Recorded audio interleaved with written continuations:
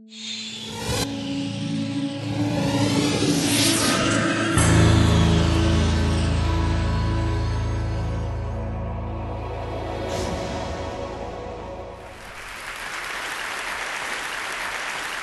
is my first trip. My first foreign trip as a first lady. Can you believe that?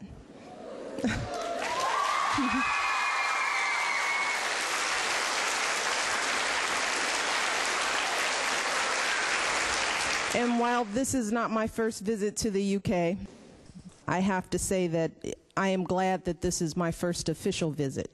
The special relationship between the United States and the UK is based not only on the relationship between governments, but the common language and the values that we share. And I'm reminded of that by watching you all today. During my visit, I've been especially honored to meet some of Britain's most extraordinary women, women who are paving the way for all of you. And I'm honored to meet you, the future leaders of Great Britain and this world.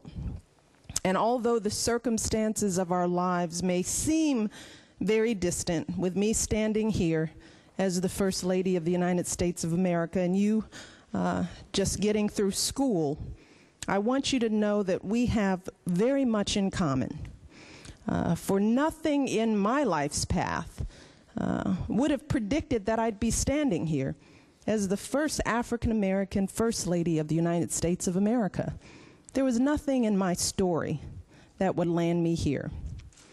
I wasn't raised with wealth or resources or any social standing to speak of. I was raised on the south side of Chicago. That's a real part of Chicago. And I was the product of a working class community. My father was a city worker all of his life, and my mother was a stay-at-home mom, and she stayed at home to take care of me and my older brother. Neither of them attended university. My dad was diagnosed with multiple sclerosis in the prime of his life. But even as it got harder for him to walk and get dressed in the morning, I saw him struggle more and more. My father never complained about his struggle. He was grateful for what he had. He just woke up a little earlier and worked a little harder. And my brother and I were raised with all that you really need: love, strong values, and a belief that with a good education and a whole lot of hard work, that there was nothing that we could not do. I am an example of what's possible when girls, from the very beginning of their lives, are loved and nurtured by the people around them. I was surrounded by extraordinary women in my life, grandmothers, teachers, aunts, cousins, neighbors, who taught me about quiet strength and dignity. And my mother, the most important role model in my life, who lives with us at the White House and helps to care for our two little daughters, Malia and Sasha. She's an active presence in their lives as well as mine, and is instilling in them the same values that she taught me and my brother. Things like compassion and integrity and confidence and perseverance. All of that wrapped up in an unconditional love that only a grandmother can give. I was also fortunate enough to be cherished and encouraged by some strong male role models as well, including my father, my brother, uncles, and grandfathers. The men in my life taught me some important things as well. They taught me about what a respectful relationship should look like between men and women. They taught me about what a strong marriage feels like, that it's built on faith and commitment and an admiration for each other's unique gifts. They taught me about what it means to be a father and to raise a family, and not only to invest in your own home, but to reach out and help raise kids in the broader community. And these were the same qualities that I looked for in my own husband, Barack Obama. And when we first met, one of the things that I remember is that he took me out on a date, and his date was to go with him to a community meeting. I know, how romantic. But when we met, Barack was a community organizer. He worked helping people to find jobs and to try to bring resources into struggling neighborhoods. As he talked to the residents in that community center, he talked about two concepts. He talked about the world as it is and the world as it should be. And I talked about this throughout the entire campaign. What he said that all too often is that we accept the distance between those two ideas.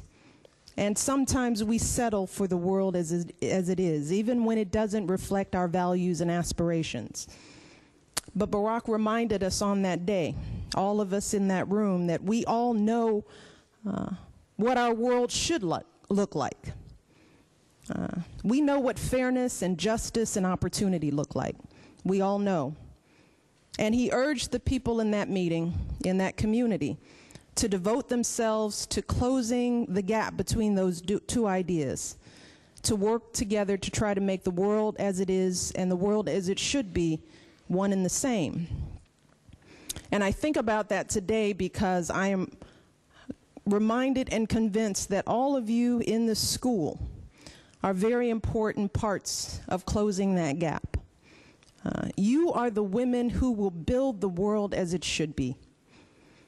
You're going to write the next chapter in history, not just for yourselves, but for your generation and generations to come. And that's why getting a good education is so important. That's why all of this that you're going through, the ups and the downs, the teachers that you love and the teachers that you don't, why it's so important. Because communities and countries and ultimately the world are only as strong as the health of their women. And that's important to keep in mind. A part of that health includes an outstanding education. The difference between a struggling family and a healthy one is often the presence of an empowered woman or women at the center of that family. The difference between a broken community and a thriving one is often the healthy respect between men and women who appreciate the contributions each other makes to society. The difference between a languishing nation and one that will flourish is the recognition that we need equal access to education for both boys and girls. And this school, named after the UK's first female doctor, and the surrounding buildings named for Mexican artist Frida Kahlo, Mary Seacole, the Jamaican nurse known as the Black Florence Nightingale, and the English author Emily Bronte, honor women who fought sexism, racism, and ignorance to pursue their passions to feed their own souls. They allowed for no obstacles. As the sign said back there, without limitations. They knew no other way to live than to follow their dreams. And having done so, these women moved many obstacles, and they opened many new doors for millions of female doctors and nurses and artists and authors, all of whom have followed them. And by getting a good education, you too can control your own destiny. Please remember that. You know, if you want to know the reason why I'm standing here, it's because of education. I never cut class. Sorry, I don't know if anybody's cutting class. I never did it. I loved getting A's. I liked being smart. I liked being on time. I liked getting my work done. I thought being smart was cooler than anything in the world. And you too, with these same values, can control your own destiny. You too can pave the way.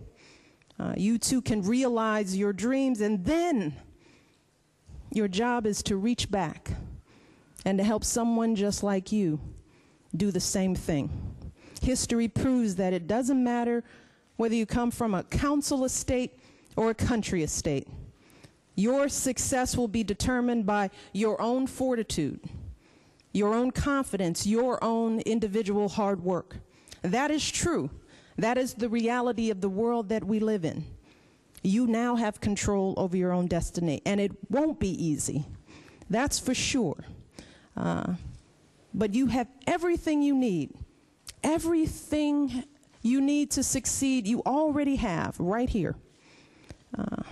My husband works in this big office. They call it the Oval Office. In the White House, there's the desk that he sits at. It's called the Resolute Desk. It was built by the timber of Her Majesty's ship Resolute and given by Queen Victoria. It's an enduring symbol of the friendship between our two nations. And its name, Resolute, is a reminder of the strength of character that's required not only to lead a country, but to live a life of purpose as well. And I hope in pursuing your dreams, you all remain resolute, that you go forward without limits, and that you use your talents, because there are many. We've seen them. It's there. That you use them to create the world as it should be, because we are counting on you. We are counting on every single one of you to be the very best that you can be, because the world is big and it's full of challenges, and we need strong, smart, confident young women to stand up and take the reins. We know you can do it. We love you. Thank you so much.